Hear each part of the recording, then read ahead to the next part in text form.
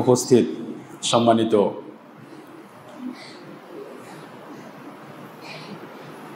মুসাল্লি ভাইয়েরা,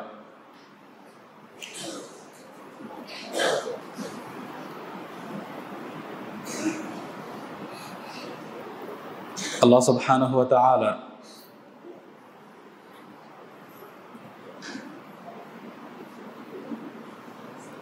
অসীম দয়ার মধ্যে হতে একটি দয়া হলো যে তিনি মানুষ জাতিকে শিক্ষা অর্জন করার সুযোগ ও তৌফিক দান করেছেন।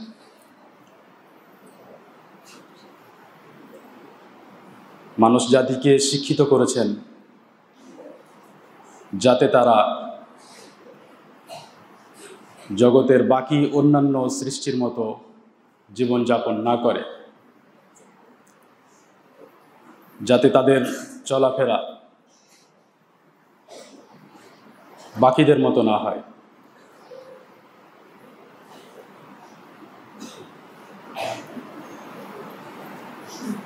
আল্লাহ সুবহানাহু ওয়া তাআলা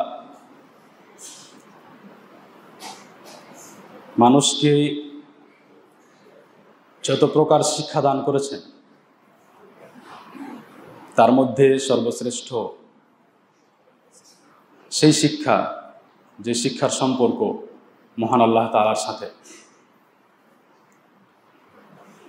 যে শিক্ষার মাধ্যমে মানুষ আল্লাহ তাআলাকে চিনতে পারে, তার কথা, তার বিধান, তার আদেশ ও নিষেধ জানতে পারে, যে শিক্ষার মাধ্যমে মানুষ আল্লাহ সুবহানাহু ওয়া তাআলাকে ভালোবাসতে শিখে, তার আদেশ নিষেধকে ভালোবাসতে শিখে, যে শিক্ষা থাকলে মানুষ আল্লাহ তাআলাকে লজ্জা করে এবং নোংরা কাজ থেকে, অশ্লীল কথা থেকে, অসার কথা থেকে বিরত থাকে। যাদেরকে আল্লাহ সুবহানাহু ওয়া তাআলা এই ইলম অর্জন করার তৌফিক দান করেছেন, তাদের প্রতি আল্লাহ রাব্বুল আলামিনের বিশেষ দয়া ও রহমত আছে বলে আশা করা যেতে পারে।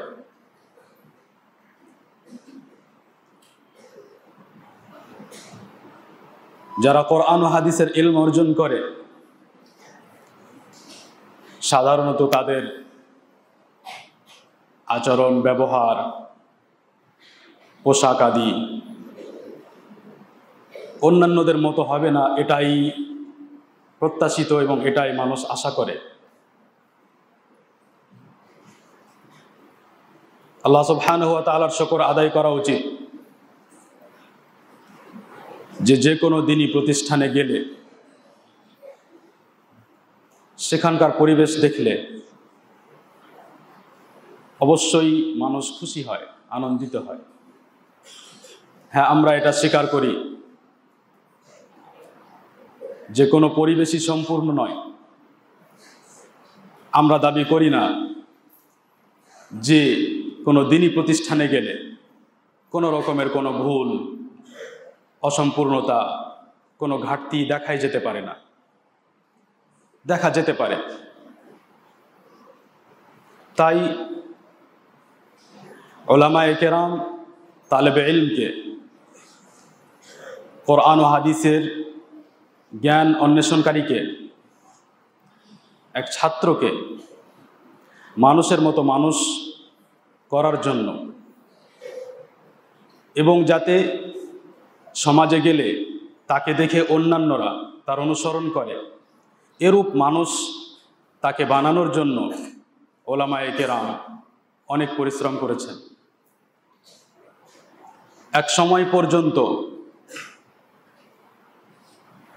উলামায়ে কেরামের পদ্ধতি ছিল যে পড়াশোনা শুরু করার পূর্বে যেখানে ইলম চর্চা হতো সেইখানে অন্যান্য কিছু পড়ানোর পূর্বে ছাত্রকে, তালেবে ইলমকে আদব ও শিষ্টাচার শেখানো হতো। এমনকি কিছু সময় আগে পর্যন্ত মসজিদে নববীতে এ ধরনের দৃশ্য দেখা গেছে বলে ওলামায়ে কেরাম উল্লেখ করেছেন।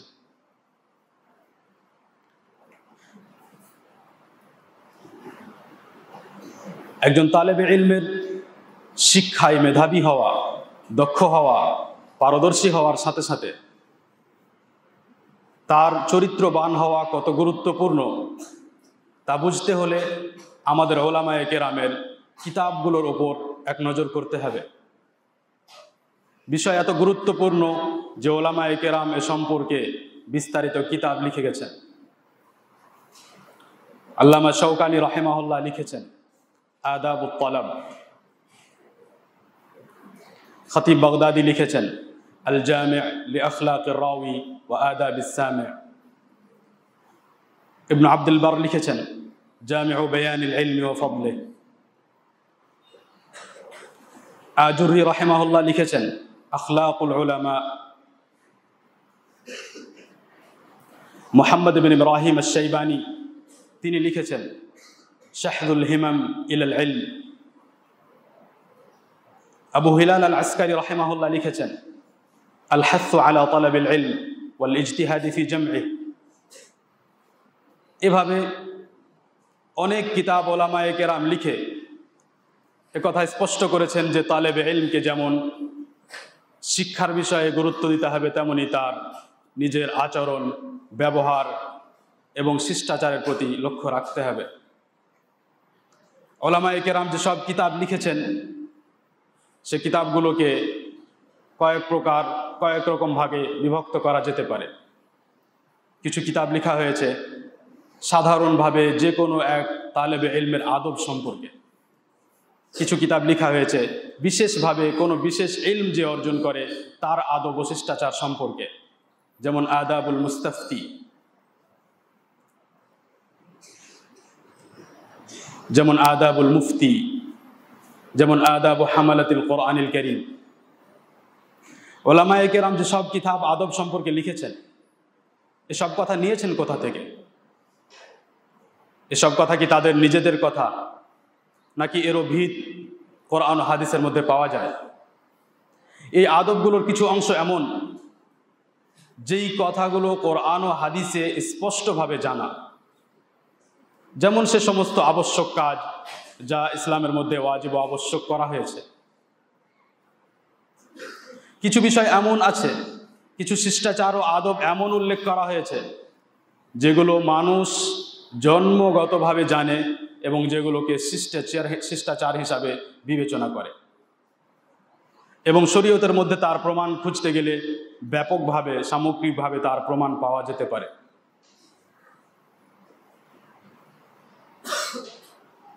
যদি কোনো তালেবে ইলম কোনো আদবের বিরোধিতা করে তাহলে সে হারামে পড়তে পারে। যদি সেই আদব আবশ্যক ও ওয়াজিব হয়, আদব বলে এমন কোনো কাজ বা এমন কোনো কথা উল্লেখ করা হয়েছে যেটা আবশ্যক, ওয়াজিব, সেটা সে যদি ত্যাগ করে তাহলে সে হারামে পতিত হবে।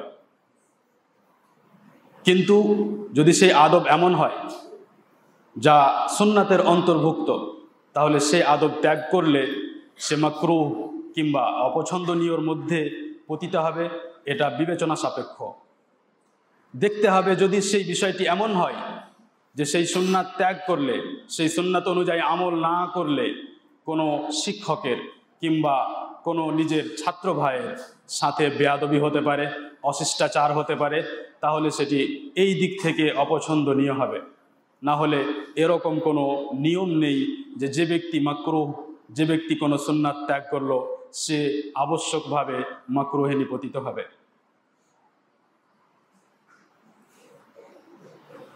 ওলামায়ে কেরামের কথা স্পষ্টভাবে বলেছেন যে ইলম অর্জন করা ইবাদতের অন্তর্ভুক্ত, বরং সর্বশ্রেষ্ঠ ইবাদত সমূহের একটি ইবাদত হলো ইলম অর্জন করা।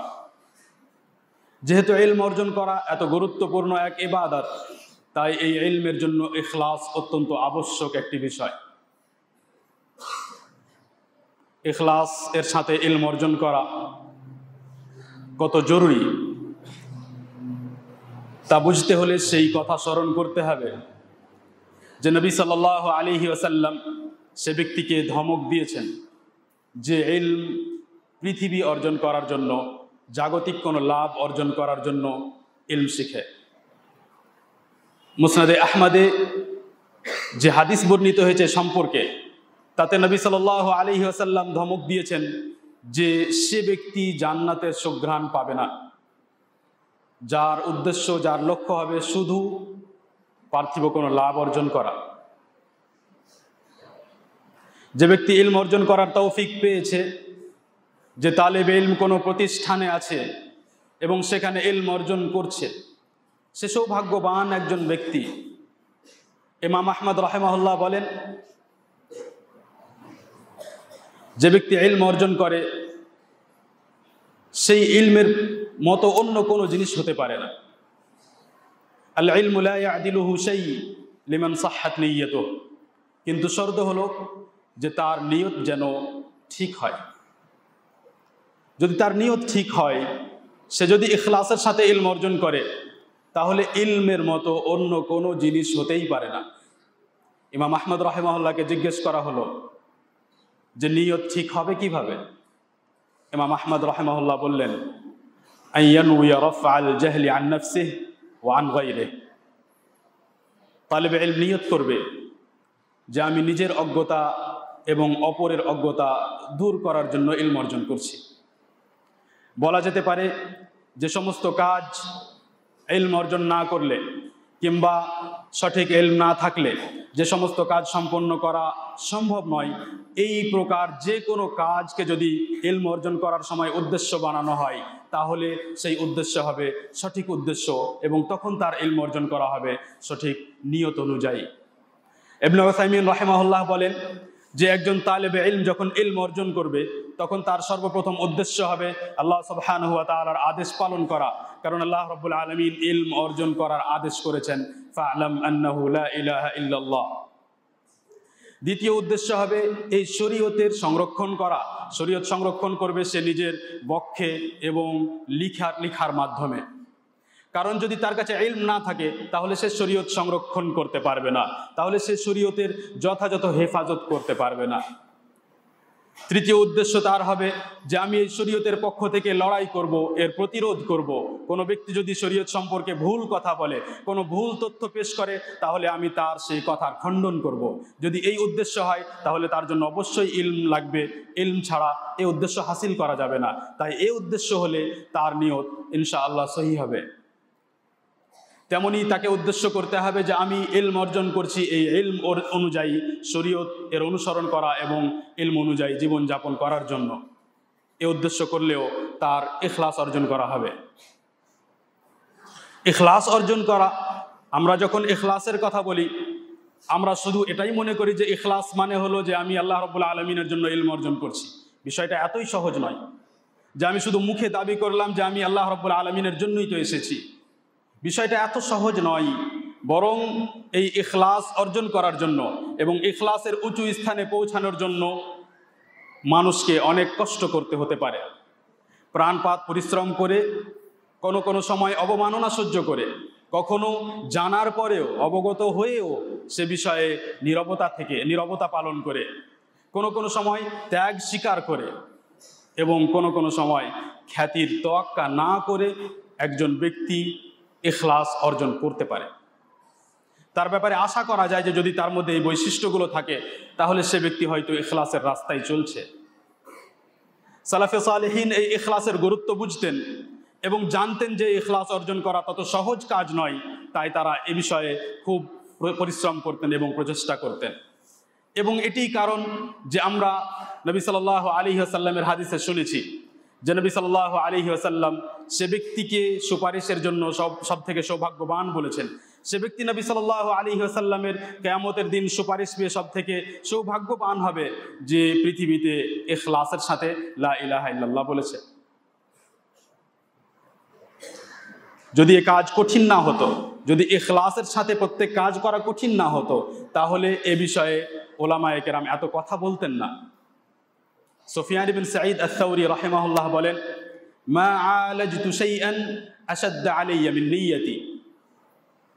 আমি নিয়ত সংশোধন করার জন্য নিয়ত সংশোধন করার জন্য যত প্রচেষ্টা করেছি, যত নিজের সাথে লড়াই করেছি, তেমন প্রচেষ্টা, সেরূপ প্রচেষ্টা এবং তেমন লড়াই আমি অন্য কোনো বিষয়ে করিনি। কোনো ব্যক্তি যদি বলে যে আমি ইলমের বিষয়ে যদি প্রতিযোগিতা করি, কোনো তালেবে ইলম যদি মনে করে যে আমি অন্য তালেবে ইলমের চাইতে বেশি ইলম অর্জন করতে চাই, আমি তার থেকে উঁচু হতে চাই, আমি তার থেকে বেশি ওপরে যেতে চাই, তাহলে কি এটা ইখলাসের সাথে সাংঘর্ষিক হবে? এর উত্তর হলো যে যদি তার এই কথা, যদি তার এই ইচ্ছা ইলম অর্জন করার জন্য হয়, যে আমি ইলমের বিষয়ে ভালো হওয়ার জন্য, যথাযথ ভালো ইলম অর্জন করার জন্য, ইলমের উচ্চতা অর্জন করার জন্য অন্যর থেকে উপরে যেতে চাই, উঁচু হতে চাই, তাহলে এতে কোনো সমস্যা নেই। একজন তালেবে ইলম যদি তাকে নিজেকে ইখলাসের সাথে ইলম অর্জন করতে চায়, তাহলে সে তালেবে ইলমের উচিত হবে যে ইলম অর্জন করার সময় শুধু সে ইলমের বিষয়ে গুরুত্ব দিবে, যে আমি কিভাবে ইলমের বিষয়ে মজবুত হব, দক্ষ হব। খ্যাতি লাভ করা, মানুষের প্রশংসা পাওয়া এবং মানুষের মাঝে পরিচিত হওয়া, এসব যেন তার উদ্দেশ্য না হয়। কিন্তু ইলমের বরকত হলো যে যখন একজন তালেবে ইলম ঠিকভাবে, যথাযথভাবে ইলম অর্জন করে, তখন সে মানুষের পক্ষ থেকে প্রশংসা, ভালোবাসা এবং সে খ্যাতিও লাভ করতে পারে। অনেক সময় অনেক তালেবে ইলমের মাথায় সংশয় থাকে যে আমরা তো ইলম অর্জন করছি একাডেমিকভাবে, যেখানে আমাদেরকে এক পর্যায়ে গিয়ে সার্টিফিকেট দেওয়া হয়, তাহলে কি সার্টিফিকেটের জন্য আমরা ইলম অর্জন করলাম? তাহলে কি ইলম অর্জন আমি যদি সার্টিফিকেটের জন্য করি, তাহলে কি আমার ইখলাস করা হলো না? এর উত্তর হলো যে যুগ যখন চেঞ্জ হয়ে গেছে, এখন যুগ এমন হয়েছে যে যদি সার্টিফিকেট কেউ না নেয়, তাহলে উঁচু শিক্ষা অর্জন করতে পারবে না। সার্টিফিকেট ছাড়া সে হয়তো ভালো ভালো বড় আলেম ওলামার কাছে পৌঁছতে পারবে না, সেখান থেকে হয়তো সেইভাবে ইলম নিতে পারবে না। সাধারণত এরকম হয় না, ব্যতিক্রম প্রত্যেক বিষয়ে হতে পারে, কিন্তু সাধারণত এরকম হয় না। যদি তার উদ্দেশ্য হয় যে এই সার্টিফিকেট শুধু একটা মাধ্যম, এর মাধ্যমে আমি আসলে উঁচু ইলম অর্জন করতে চাই, সূক্ষ্ম ইলম অর্জন করতে চাই, যাতে আমি যথাযথভাবে জাতির উপকার করতে পারি, তাহলে কোনো সমস্যা নেই। অনেক মানুষ ইলম অনেক অর্জন করেছে, কিন্তু তার মধ্যে আল্লাহ সুবহানাহু ওয়া তাআলার ভয় নেই। তাকে আল্লাহ সুবহানাহু ওয়া তাআলার জিকির করতে শুনতে পাওয়া যায় না। তাকে কোনো আদেশ নিষেধের কথা বললে সেই আদেশ নিষেধ যে পালন করতেই হবে এবং আল্লাহ সুবহানাহু ওয়া তাআলার পক্ষ থেকে এসেছে তাই তাকে ভালোবাসতেই হবে, এই ইচ্ছা, এই মনোভাব তার মধ্যে দেখতে পাওয়া যায় না। অর্থাৎ এমন হওয়া সম্ভব যে কোনো ব্যক্তি ইলম অর্জন করেছে কিন্তু তার মধ্যে আল্লাহ তাআলার ভয় ও তাকওয়া নেই। আল্লাহ সুবহানাহু ওয়া তাআলা বলেন, ইয়া আইয়ুহাল্লাযীনা আমানু ইন তাত্তাকুল্লাহা ইয়াজআল লাকুম ফুরকানা। হে মুমিনগণ, তোমরা যদি তাকওয়ার রাস্তা অবলম্বন করো, যদি তোমাদের মধ্যে আল্লাহ তাআলার ভয় থাকে, যদি তোমরা আল্লাহ রাব্বুল আলামিনের আদেশ নিষেধ পালন করো, তাহলে আল্লাহ রাব্বুল আলামিন তোমাদেরকে তারতম্য করা, পার্থক্য করা শেখাবেন। তোমরা হক ও বাতিলের মধ্যে পার্থক্য করতে পারবে, ভালো মানুষ ও খারাপ মানুষের মধ্যে পার্থক্য করতে পারবে, তোমরা সঠিক তথ্য এবং ভুল তথ্য বাছাই করতে পারবে। এর একটা বিশ্লেষণ এটাও হতে পারে যে কোনো ব্যক্তির মধ্যে যখন আল্লাহ রাব্বুল আলামিনের ভয় বেশি থাকবে, তখন হয়তো তার ইলম অর্জন করার রাস্তা বেশি সুগম হয়ে যেতে পারে। সে ব্যক্তি ইলম অর্জন করার জন্য বেশি তৌফিক পেতে পারে। অন্য আরেক তালেবে ইলমের কাছে মেধা বেশি ছিল, কিন্তু তার মধ্যে আল্লাহ তাআলার ভয় ছিল না, তাই তার তুলনায় এই দ্বিতীয় তালেবে ইলম বেশি ইলম অর্জন করার তৌফিক পেয়েছে। এটা হওয়া সম্ভব। আল্লাহ সুবহানাহু ওয়া তাআলা অন্যত্র বলেন, ওয়াত্তাকুল্লাহ ওয়া ইউআল্লিমুকুমুল্লাহ। তোমরা তাকওয়া অর্জন করো, আল্লাহ রাব্বুল আলামিন তোমাদেরকে শিক্ষা দান করবে। যে তালেবে ইলম আল্লাহ রাব্বুল আলামিনকে ভয় করবে, সে আল্লাহ সুবহানাহু ওয়া তাআলাকে ভালোবাসবে, নবী সাল্লাল্লাহু আলাইহি ওয়াসাল্লামকে ভালোবাসবে। আল্লাহ ও তার রাসূল সাল্লাল্লাহু আলাইহি ওয়াসাল্লামের আদেশ যখন তার কাছে আসবে, তখন সেই আদেশকে ভালোবাসবে, সেই আদেশকে সম্মান করবে এবং কোনো সময় আপত্তি করার চেষ্টা করবে না, কোনো সময় আপত্তি করার সাহস করবে না। বরং আল্লাহ রাব্বুল আলামিনের আদেশ ও নবী সাল্লাল্লাহু আলাইহি ওয়াসাল্লামের আদেশ, তাই আমাকে পালন করতেই হবে, এই মনোভাব থাকবে তার। তালেবে ইলম এমন হতে পারে না যে সে তালেবে ইলম কিন্তু এখন পর্যন্ত সে সকালে আল্লাহ তাআলাকে স্মরণ করে না, সে আল্লাহ রাব্বুল আলামিনের যথাযথ জিকির করে না। ইবনে তাইমিয়া রাহিমাহুল্লাহ ফজরের সালাত পড়ার পরে কিছুক্ষণ ধরে বসে থাকতেন এবং জিকির করতেন। তাকে যখন জিজ্ঞেস করা হতো তিনি বলতেন, হাদিহি গুদওয়াতি, এটা আমার সকালের খাবার। লাউলাম আতাগাদ্দা সাকাতাত কুওয়াতি, যদি আমি এই খাবার না গ্রহণ করি তাহলে আমি আর শক্তি পাবো না। ইলম অর্জন করার বিষয়ে, বাতিলের বিরুদ্ধে লড়াই করার বিষয়ে, বিভিন্ন বিষয়ে আমার শক্তির উৎস, আমার শক্তির কারণ হলো এই সকালের জিকির। একজন তালেবে ইলমের সকালের জিকির মুখস্থ থাকবে এবং সে ঠিকভাবে প্রতিদিন তার উপরে আমল করবে। একজন তালেবে ইলম এমন হতে পারে না যে সে সাধারণ মানুষের মতো যে কোনো জায়গায় বসে থাকে, সাধারণ মানুষের মতো যার তার সাথে কথা বলে, যে কোনো মজলিসে গিয়ে অংশগ্রহণ করে। এটা তালেবে ইলমের বৈশিষ্ট্য হতে পারে না। বরং তালেবে ইলম সেই সমস্ত মজলিস হতে যেখানে অসার কথা বলা হয়, যেখানে হারাম কথা বলা হয়, কিংবা যেখানে কোনো হারাম কাজ নিয়ে আলোচনা হয়, সেইখান থেকে বিরত থাকবে। যদি মজলিস এমন হয় যেখানে হারাম কোনো কাজ হচ্ছে কিংবা হারাম কোনো কথা বলা হচ্ছে আর সে ব্যক্তি সেখানে নিষেধ করার জন্য না যায়, তাহলে সেই মজলিসে অংশগ্রহণ করা, সেই মজলিসে বসে থাকা তার জন্য বৈধ নয়, কোনো মানুষের জন্যই বৈধ নয়। আল্লাহ রাব্বুল আলামিন বলেন, ওয়াকাদ নাযালা আলাইকুম ফিল কিতাব আন ইযা সামি'তুম আয়াতিল্লাহি ইউকফারু বিহা ওয়া ইউস্তাহজাউ বিহা ফালা তাকউদু মা'আহুম। আল্লাহ রাব্বুল আলামিন এই আদেশ কিতাবে নাজিল করেছেন যে যখন তোমরা কোনো এমন মজলিস দেখবে যেই মজলিসে কাফেররা আল্লাহ রাব্বুল আলামিনের আয়াত নিয়ে সমালোচনা করে, পরিহাস করে, অভদ্র পরিহাস করে এবং মিথ্যা বলে যে আল্লাহ রাব্বুল আলামিন সব মিথ্যে নাজিল করেছেন, তোমরা তাদের সাথে বসে থাকবে না। তালেবে ইলম এমন হতে পারে না যে সে সাধারণ মানুষের মতোই যে কোনো সময় চলে যায় ঘোরার জন্য বাজারে, কোনো উদ্দেশ্য নেই, শুধু ঘোরার জন্য গিয়েছে এবং সে প্রমাণ হিসেবে কথা পেশ করে যে আমি আসলে বাজারের অবস্থা জানার জন্য, পরিস্থিতি জানার জন্য, মানুষের অবস্থা জানার জন্য যাই, যে দেখি বাজারে আসলে কি হয়। এই প্রমাণ তার আসলে দুর্বল প্রমাণ। নবী সাল্লাল্লাহু আলাইহি ওয়াসাল্লাম যেমন ইবনে মাসউদ রাদিয়াল্লাহু আনহু বর্ণনা করেছেন সহিহ মুসলিমে, নবী সাল্লাল্লাহু আলাইহি ওয়াসাল্লাম এক হাদিসের শেষে বলেন, ওয়া ইয়াকুম ওয়া হাইশাতিল আসওয়াক। এই আদেশ সবার জন্য এবং তালেবে ইলমের জন্য অবশ্য, যে তোমরা বেঁচে থাকবে বাজারের চিৎকার, চেঁচামেচি, শোরগোল হতে, অশ্লীলতা হতে। সাধারণত বাজারের অবস্থা এরকমই হয়, সেখানে চেঁচামেচি হয়, ক্রয় বিক্রয় করতে গিয়ে একে অপরকে অশ্লীল ভাষা মানুষ বলে থাকে। সেখান থেকে তোমরা বেঁচে থাকবে। চেঁচামেচি করা, অযথা বেশি হাসা, এসব মানুষের ভারত্ব কম করে দেয়। যদি এটা বাজারে না করা যায়, যদি বাজারে এরকম হলে সেখান থেকে দূরে থাকতে হয়, তাহলে সেইভাবে চিৎকার করা, সেই ধরনের ব্যবহার করা, সেই রকম চেঁচামেচি করা মসজিদের মধ্যে কেমন হতে পারে? এটা কি সত্যি মসজিদের আদব রক্ষা করা হলো? এটা কি সত্যি তালেবে ইলমের চরিত্র হলো যে সে যখন মসজিদে থাকবে এমনভাবে চিৎকার করবে যেন আসলেই বাজার? যখন সে মসজিদে সালাত শেষ করার পরে বের হবে তখন এমন মনে হবে যে যেন কোনো বাজার থেকে সবাই বেরিয়ে আসছে। তালেবে ইলম এমন হতে পারে না।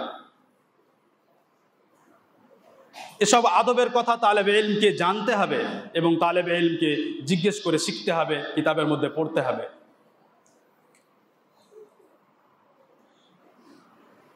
ইলম অর্জন করা এমন সহজ কাজ নয় যে আমি গেলাম এবং কিছুদিন থাকলাম আর বড় এক যোগ্য আলেম হয়ে বেরিয়ে আসলাম। বরং ইলম অর্জন করতে হলে এবং যোগ্য একজন ব্যক্তি হতে হলে অবিরাম পরিশ্রম করতে থাকতে হবে, ক্রমাগত চেষ্টা করতে থাকতে হবে, দীর্ঘ এক সময় ধরে পড়তে থাকতে হবে, কষ্ট সহ্য করতে থাকতে হবে, অটল থাকতে হবে বিভিন্ন পরিস্থিতিতে। পরিস্থিতি এমনও আসতে পারে যে আমার জন্য হয়তো টিকে থাকা কঠিন, হয়তো আমার জন্য প্রতিষ্ঠানে থাকা কঠিন, হয়তো আমাকে পড়া ছেড়ে দিতে হতে পারে, কিন্তু তাকে চেষ্টা করতে হবে শেষ সময় পর্যন্ত। যতক্ষণ তার জন্য একেবারে অসম্ভব হয়ে যায়নি তাকে চেষ্টা করতে হবে আমি যেন অটল থাকি, কারণ ইলমের রাস্তায় এই ধরনের পরীক্ষা আসতে পারে। তেমনি তাকে অটল থাকতে হবে পড়াশোনার ব্যাপারে। এমন নয় যে আজকে শুরু করলাম আরবি ভাষা পড়তে, হঠাৎ কালকে শুরু করলাম ইংলিশে দক্ষতা অর্জন করতে, আবার তারপরের দিন শুরু করলাম উসুলে ফিকহে দক্ষতা অর্জন করতে। না, বরং এক একটি বিষয়ে শুরু করলে সেই বিষয়ে দক্ষতা অর্জন করতে থাকতে হবে। এমন নয় যে কয়েক পৃষ্ঠা পড়ে নিলাম, দুই একটা কথা পড়ে নিলাম, তারপরে সেই কিতাব ছেড়ে দিলাম। চেষ্টা করতে হবে যে আমার এই ইলম অর্জন করা যেন কোনো এক কিতাব থেকে হলে যেন সম্পূর্ণরূপে হয়। বলা হয় মান সাবাত নাবাত, যদি অটল থাকে, স্থির থাকে, তাহলেই সে উপরে উঠবে, বড় হবে। তালেবে ইলমের চরিত্র কোরআন ও হাদিস অনুযায়ী হতে হবে। তালেবে ইলমের মধ্যে ধৈর্য থাকতে হবে, বিভিন্ন পরিস্থিতিতে তাকে ধৈর্য ধারণ করতে হবে, সহনশীলতা থাকতে হবে। তালেবে ইলমের মধ্যে পবিত্রতা সব থেকে গুরুত্বপূর্ণ একটি বৈশিষ্ট্য। তাকে অন্তরের ভিতরে তাকে পবিত্র হতে হবে, তার অন্তর যেন পবিত্র হয়। কোনো কারো ব্যাপারে সমালোচনা করা, খারাপ মন্তব্য করা, কাউকে নিয়ে পরিহাস করা, দূর থেকে কাউকে দেখে হাসা, কাউকে দূর থেকে ব্যঙ্গ করে ডাকা, এসব তালেবে ইলমের শানোপযোগী নয়, তাকে মানাই না। যদি এই চরিত্রগুলো তার মধ্যে দেখতে পাওয়া যায় আর তারপরে তাকে ভাবা হয় যে একজন তালেবে ইলম, ভাবতে খারাপ লাগে এবং তাকে তালেবে ইলম মনে করতে ইচ্ছে করে না। যদি এটা এমন কোনো জায়গাতে হয় যারা সবাই তা ইলমের সাথে জড়িত, তাহলে সাধারণ মানুষ তাদের ব্যাপারে কি ভাবতে পারে? সেজন্য তালেবে ইলমের চরিত্র সবসময় সবার থেকে ভালো হবে। তালেবে ইলম এমন হতে পারে না যে অন্য কোনো ভাইকে তুচ্ছ মনে করবে, কারণ সে ভাই বিশেষ কোনো এলাকার মানুষ, কারণ সে ভাইয়ের ভাষা তার মতো উন্নত নয়, কারণ সে ভাইয়ের কাছে তার মতো ভালো পোশাক পরার নেই, সেজন্য তাকে তুচ্ছ মনে করবে। হাদিস, যেই হাদিস আমাদেরকে পড়ানো হয়, যেই হাদিসে নবী সাল্লাল্লাহু আলাইহি ওয়াসাল্লাম অহংকারের বিশ্লেষণ দিয়ে বলেন বাতরুল হক ওয়া গামতুন নাস, হককে বুঝে নেওয়ার পরে সেটাকে অমান্য করা এবং মানুষকে তুচ্ছ মনে করা। এই হাদিস তো শুধু পড়ে নেওয়ার জন্য নয়, এই হাদিস তো শুধু বিশ্লেষণ বোঝার জন্য নয়, এই হাদিস তো শুধু সেই অনুযায়ী পরীক্ষা দেওয়ার জন্য নয়, বরং এই হাদিস একটা রুলের মতো, এই হাদিস এক নিয়মের মতো, এক কায়েদার মতো। আল্লাহ রাব্বুল আলামিন ভাষা আলাদা আলাদা হওয়াকে নিজের নিদর্শন হিসেবে উল্লেখ করেছেন। তাহলে কেন ভাষার ভিত্তিতে তুমি অন্য কাউকে তুচ্ছ মনে করো? আসলে তুমি নিজেকে মনে কি করো যে তুমি ভাষার ব্যাপারে কত জ্ঞান রাখো? যদি আসলে দেখা যায় তো তুমি বুঝতে পারবে যে আমার কাছেও কোনো জ্ঞান নেই। এবং যে ব্যক্তি অন্য কারো প্রতি অহংকার প্রকাশ করে সে আসলে একজন অজ্ঞ এবং জাহেল ব্যক্তি হয়। কোনো মূর্খ, জাহেল, অজ্ঞ ব্যক্তি ছাড়া অহংকার করতেই পারে না, অন্য কাউকে ছোট মনে করতেই পারে না। কারণ যখন সে নিজে বুঝতে পারবে যে আমি তো আসলে কিছুই না, তখন সে অহংকার করবেই না। এবং ওলামায়ে কেরাম সাংঘাতিক একটি কথা বলেন তালেবে ইলমের বিষয়ে, যদি তার মধ্যে অহংকার থাকে। বলেন আল ইলমু হারবুন লিল ফাতাল আলী কাসাইলি হারবুন লিল মাকানিল আলী। আল ইলমু হারবুন লিল ফাতাল মুতাআলি কাসাইলি হারবুন লিল মাকানিল আলী। যেমন পানি কোনো উঁচু জায়গায় পৌঁছায় না, তেমনি যে তালেবে ইলম, যে ব্যক্তি নিজেকে অন্যদের তুলনায় উঁচু মনে করবে, তার কাছে ইলম পৌঁছাবে না। ঠিক পানির মতো, যেমন যদি উঁচু জায়গা হয় তাহলে পানি সেখানে পৌঁছায় না।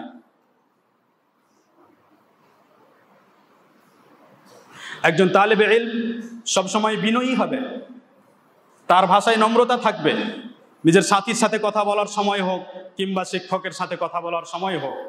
তালেবে ইলমের মধ্যে এই চরিত্র থাকতে পারে না যে আমার ক্লাস তো উঁচু, তাহলে আমি নিচু ক্লাসের কোনো একজনের কাছ থেকে কেন শিক্ষা অর্জন করব। বরং তার অহংকার না থাকার এবং তার বিনয়ের একটা প্রমাণ ও লক্ষণ হবে যে সে যে কোনো ব্যক্তির কাছ থেকে ইলম অর্জন করে। ওলামায়ে কেরামকে দেখা যায় যে ওলামায়ে কেরাম বড় বড় মজলিসে বসে, যেখানে তার ছাত্ররা বসে আছে এবং তিনি নিজে একজন যোগ্য আলেম, তাদের ছাত্রদেরকে জিজ্ঞেস করেন যে এই শব্দটি আমি জানি না, তোমাদের মধ্যে কেউ জানলে বলতে পারো। ইবনে উসাইমিন রাহিমাহুল্লাহ একটি কিতাবের বিশ্লেষণ করেন, বিশ্লেষণ করতে গিয়ে এক কিতাবের নাম আসে, সেই কিতাবের নামের ব্যাপারে তাকে বলতে হতো যে এই কিতাবটি তাঁর, এই কিতাবটি এই বিষয়ে, এই কিতাবের মধ্যে এই কথা আছে। কিন্তু তিনি বিশ্লেষণ করতে গিয়ে সেই কিতাব সম্পর্কে বলেন যে আমি এই কিতাব জানি না এবং এই কিতাব আমি কোনোদিন পড়িনি, এবং সে কথা বলে তিনি এগিয়ে চলে গেছেন।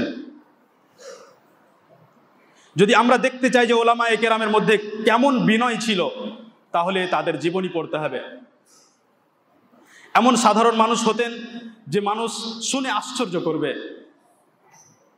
মুহাম্মদ আল আমিন আশ-শিনকিতি রাহিমাহুল্লাহ, যার প্রসিদ্ধ কিতাব যাকে আল মা'লামা আল কোরআনিয়া বলা হয়, আদওয়াউল বায়ান ফি ইদাহিল কোরআন বিল কোরআন, আল্লামা শিনকিতি রাহিমাহুল্লাহ আরবি একজন আরব দেশের মানুষ নয়, মরিতানিয়ার একজন মানুষ। তার ব্যাপারে বলা হয়েছে যে তিনি যখন আসলেন তখন তিনি নোটগুলো জানতেন না, যে কোনটা কত টাকার নোট, কোনটা 500 টাকার নোট এবং কোনটা 200, 100 টাকার নোট, এই সংখ্যাগুলো জানতেন না। এবং এমন সাধারণভাবে জীবন যাপন করেছেন, কিন্তু তারপরেও এর কারণে তাদের কোনো ক্ষতি হয়নি। সেজন্য কোনো মানুষ যদি মনে করে যে আমার পোশাক খুব সুন্দর, কিংবা আমি খুব ভালোভাবে ঘোরাফেরা করতে পারি, আমার কাছে অনেক স্বাচ্ছন্দ্যের অনেক বিলাসিতার অনেক মাধ্যম আছে, তাই আমি যোগ্য ব্যক্তি, এটা তার মনের ধারণা, তার মনের ওয়াসওয়াসা। আসলে এগুলোর ইলমের সাথে কোনো সম্পর্কই নেই। হ্যাঁ, অবশ্যই পরিষ্কার পরিচ্ছন্ন থাকা এবং ভালো পোশাক পরার চেষ্টা করতে হবে, কিন্তু সেটা যেন আমাদেরকে অহংকার পর্যন্ত না নিয়ে যায়।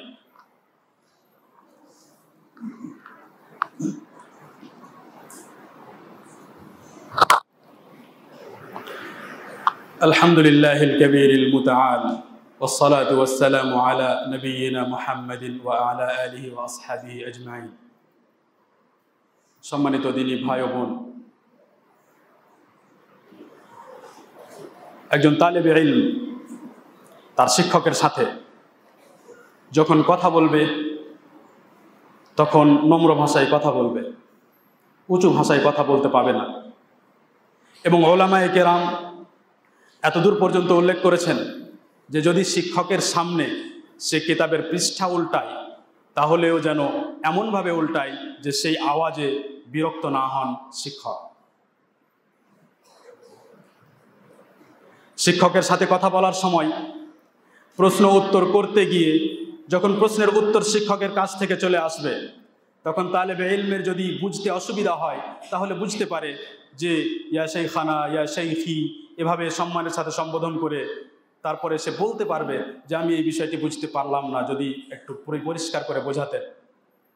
কিন্তু যদি বুঝে নেওয়ার পরেও শুধু এই জন্য যে দেখা যাক যে শিক্ষক আসলে কোন বিষয়ে কতটা জ্ঞান রাখেন, যদি এইরকম হয়, যদি সেই রকম হয়, এমন কিছু কাল্পনিক, এমন কিছু আপত্তি যেটা আসলে যার বাস্তবের সাথে কোনো সম্পর্ক নেই, এভাবে যদি কোনো তালেবে ইলম করে, তাহলে সে শিক্ষকের সম্মান করে না, তাহলে শিক্ষকের সাথে আদব করা হলো না। উলামায়ে কেরাম উল্লেখ করেছেন যে একজন শিক্ষক, একজন উস্তাদ যদি তার সাথে আদবের সাথে চলতে চায়, তাহলে চেষ্টা করতে হবে যে আমি যেন তার পিছনে থাকি। এটা আদবের জন্য, এমন নয় যে জায়েজ নয়, কারণ সাহাবায়ে কেরাম নবী সাল্লাল্লাহু আলাইহি ওয়াসাল্লামের সামনে চলেছেন, সামনে হেঁটেছেন, তা জায়েজ। কিন্তু আদব হলো যে চেষ্টা করবে যে আমি যেন পিছনে থাকি, সামনে দিয়ে ঘোরাফেরা না করি। যদি সামনে ঘোরাফেরা করা, সামনে দিয়ে যাওয়া যদি আদবের খেলাফ হয়, তাহলে তার সাথে ভিড় করা, তার আশেপাশে ছুটাছুটি করা, তার সামনে দিয়ে দৌড়াদৌড়ি করা, সেটা কেমন করে আদব হতে পারে? একজন আলেম এবং একজন শিক্ষক, একজন মানুষ, শিক্ষক হওয়ার পূর্বে একজন মানুষ।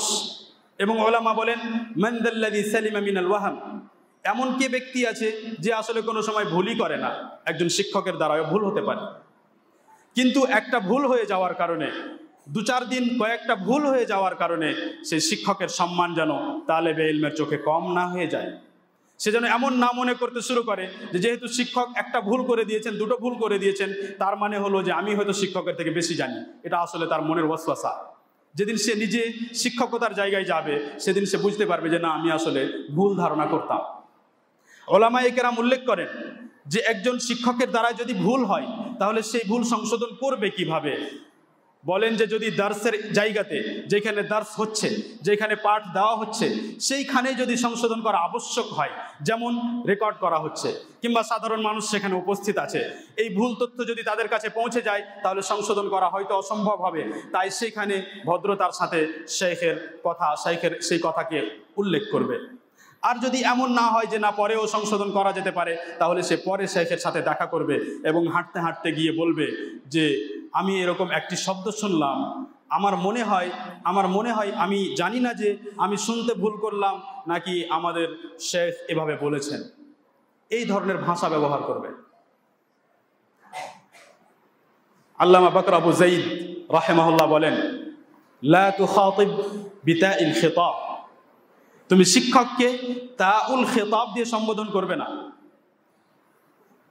শিক্ষককে তাউল খিতাব দিয়ে সম্বোধন করবে না, আর মানে হলো যে শিক্ষক যদি কোনো কথা বলেন আর তারপরে তোমার সেই কথার উপর কোনো আপত্তি থাকে কিংবা সেই কথার খেলাফ তুমি কোনো কথা জেনে থাকো, তাহলে তুমি বলবে না যে ইয়া শাইখানা কুলতা কাদা, তুমি কুলতা বলবে না, কারণ এটা তার সাথে বেয়াদবি করা হবে।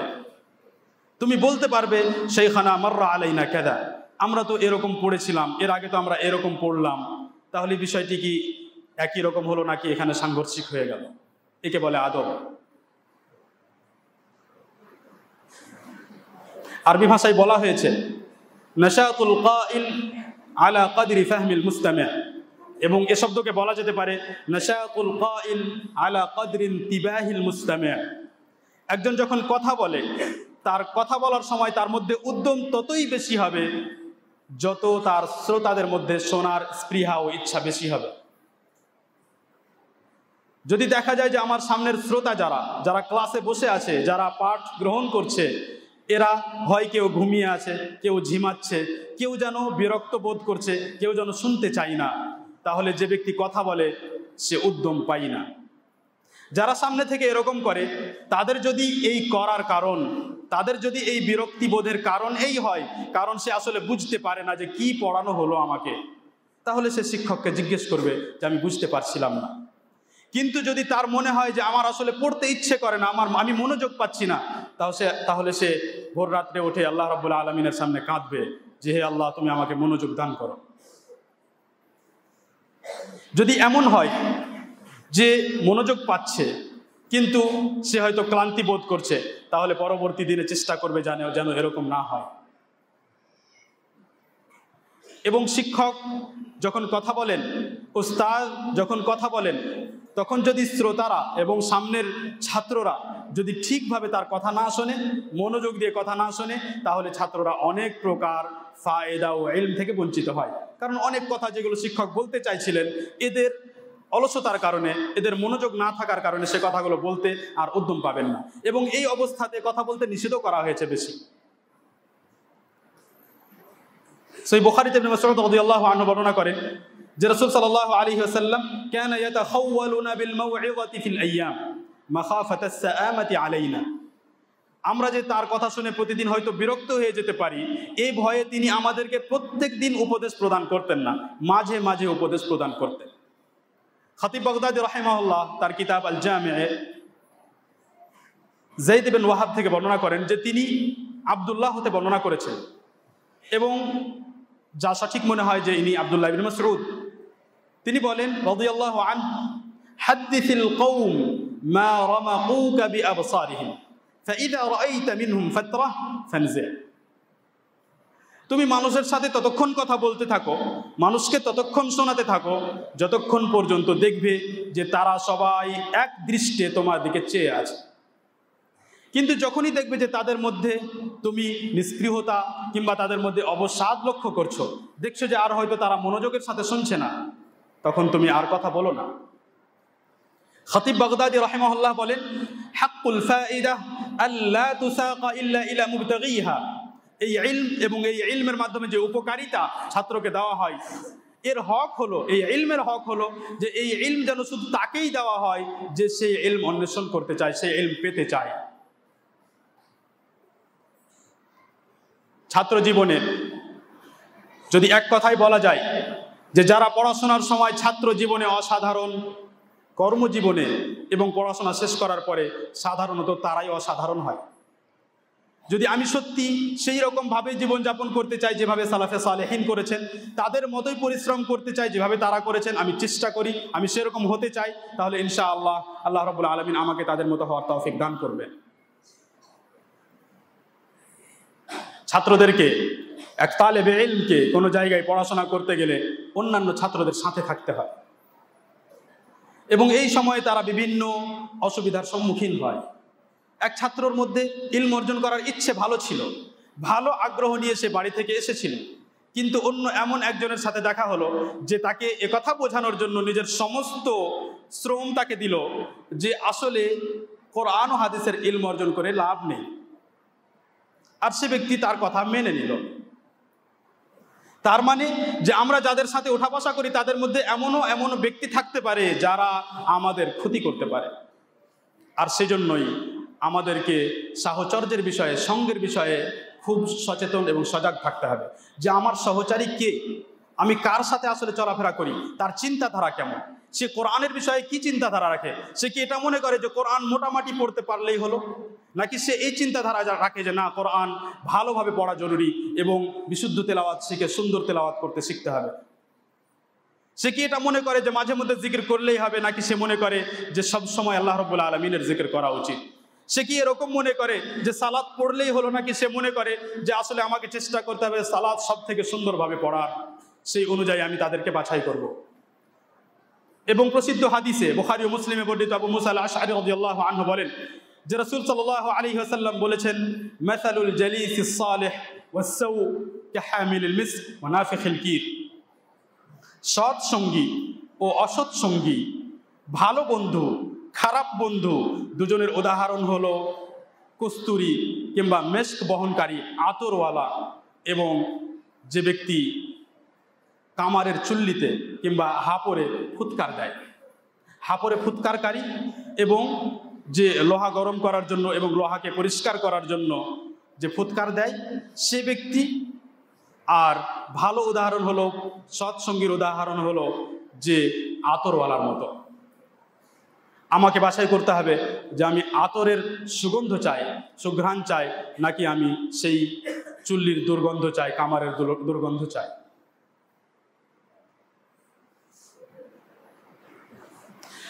এবং এই অনুযায়ী ছাত্রদের পড়াশোনার উদ্যম এবং তাদের দক্ষতা, তাদের পারদর্শিতা, এসব কিছুই এই অনুযায়ী প্রভাবিত হয়। যদি এমন ছাত্রদের সাথে থাকে যাদেরকে দেখা যায় যে আরবি ভাষার প্রতি খুব আগ্রহী, সে সবসময় চেষ্টা করে যে আমি তো কথা বলি, আমি লিখি, আমাকে যেভাবে গাইড করা হচ্ছে সেইভাবেই চলি, তাহলে তার সঙ্গে থেকে দেখা যাবে যে আমিও তার মতোই হতে লেগেছি। ইবনে তাইমিয়া রাহিমাহুল্লাহ একটি বাক্য ব্যবহার করেন, আন-নাসু কাআসরাবিল কাতা মাজবুলুনা আলা তাশাব্বুহি বা'দিহিম বিবা'দ। মানুষ হলো তিতির পাখির এক দলের মতো। তিতির পাখি এক পাখি, দেখতে কবুতরের মতো। মানুষ হলো তিতির পাখির এক দলের মতো, যারা জন্মগতভাবে একে অপরের সাদৃশ্য গ্রহণ করা, একে অপরের অনুসরণ করাকে পছন্দ করে। সেজন্য একসাথে যখনই থাকবে তখনই হতে পারে অন্যের সাদৃশ্য গ্রহণ করে নিতে পারে, অথচ এ ব্যক্তি আসলে তার মতো ছিল না। ইবনে উসাইমিন রাহিমাহুল্লাহ বন্ধুদেরকে 3 ভাগে ভাগ করে বলেন যে তুমি এই 3 শ্রেণীর বন্ধুদের মধ্যে হতে কোন শ্রেণীর বন্ধুকে নিজের বন্ধু বলে বিবেচনা করবে সেটা ভালোভাবে লক্ষ্য করো। প্রথম শ্রেণী হলো সাদিকু মানফাআহ, স্বার্থপর বন্ধু। এমন বন্ধু যে শুধু নিজের কোনো লাভের জন্য, নিজের কোনো সহযোগিতা পাওয়ার জন্য, কোনো কাজের জন্য তোমার সাথে থাকে।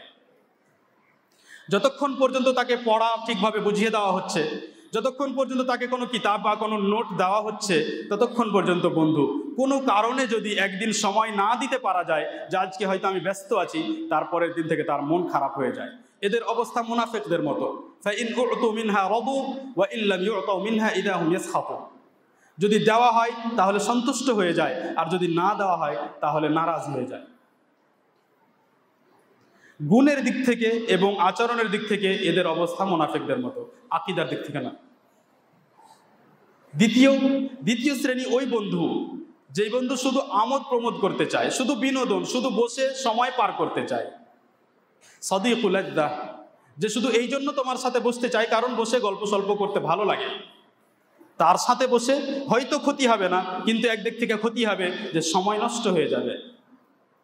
তৃতীয় শ্রেণী সাদিকু ফাদিলা, এমন বন্ধু যেই বন্ধু তোমাকে সব বিষয়ে, সার্বিকভাবে তোমাকে মানুষ করে তুলবে।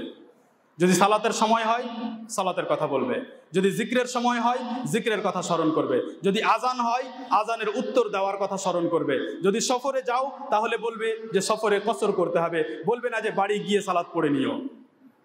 যে কোনো জায়গাতে হকের বিষয়ে, পড়াশোনার বিষয়ে, ভালো কাজের আদেশ দেওয়ার বিষয়ে, মন্দ কাজ থেকে নিষেধ করার বিষয়ে, সব বিষয়ে যে তোমার সহযোগিতা করে, যে তোমাকে উন্নত করে তোলে, সে হলো সাদিক ও ফাদিলা, এবং তোমাকে এই ধরনের বন্ধু গ্রহণ করতে হবে। আমরা যে সব কথা শুরু থেকে এখন পর্যন্ত বলার চেষ্টা করছিলাম তা একজন তালেবে ইলমকে সুন্দর করে তোলে, তার সৌন্দর্য বৃদ্ধি করে। যেমন সে ইলমের দিক থেকে সমৃদ্ধ হবে, তেমনই সে আচরণের দিক থেকে সে উন্নত হবে। তখন দেখে মানুষ প্রভাবিত হবে, সমাজ পরিবর্তন করতে তার সহজ হবে। এবং এ বিষয়ে ওলামায়ে কেরাম যত কথা লিখেছেন তার হয়তো একটা কণিকা বা অল্প কিছু অংশ এখানে পেশ করার চেষ্টা করলাম। এবং বাকি তালেবে ইলম যারা আমরা এখানে আছি, আমরা তাদের মধ্যে এই আগ্রহ সৃষ্টি করার চেষ্টা করলাম যে আমাদেরকে এই আদব সম্পর্কে এবং ওলামায়ে কেরামের জীবনী সম্পর্কে আরও অনেক কিছু জানার প্রয়োজন। যারা আমরা এখানে অভিভাবক, মাতা কিংবা পিতা বা ভাই, অভিভাবক উপস্থিত আছি, তাদের জন্য সুসংবাদ হলো যে তারা নিজের ভাইকে কিংবা নিজের ছেলেকে বা নিজের কোনো আত্মীয়কে এখানে পড়ার জন্য পাঠিয়েছে, এবং এটা তাদের জন্য একটা ভালো খবর। কিন্তু তাদেরকেও লক্ষ্য রাখতে হবে যে আমার ছেলে আসলে আদবের সাথে শিষ্ট হয়ে ভদ্র হয়ে বড় হচ্ছে না অভদ্র হয়ে বড় হচ্ছে, তার ভাষা কেমন, তার কথাবার্তা বলার ভঙ্গিমা কেমন, সে অন্যর ব্যাপারে কেমন চিন্তাধারা রাখে, এবং সে গুনাহের দিকে যায় নাকি সবসময় নেকির কাজের দিকে যায়। আল্লাহ সুবহানাহু ওয়া তাআলা যাদেরকে তৌফিক দান করেন তারাই তৌফিক প্রাপ্ত, এবং কোনো ব্যক্তি যদি তৌফিক না পায় তাহলে সে যেন শুধু নিজের দোষ খোঁজার চেষ্টা করে, কারণ ওমা রব্বুকা বিযাল্লামিল লিল আবিদ। আল্লাহুম্মা সাল্লি আলা নাবিয়িনা মুহাম্মদ ওয়া আলা আলিহি ওয়া আসহাবিহি আজমাইন। আসসালামু আলাইকুম ওয়া রাহমাতুল্লাহি ওয়া বারাকাতুহু।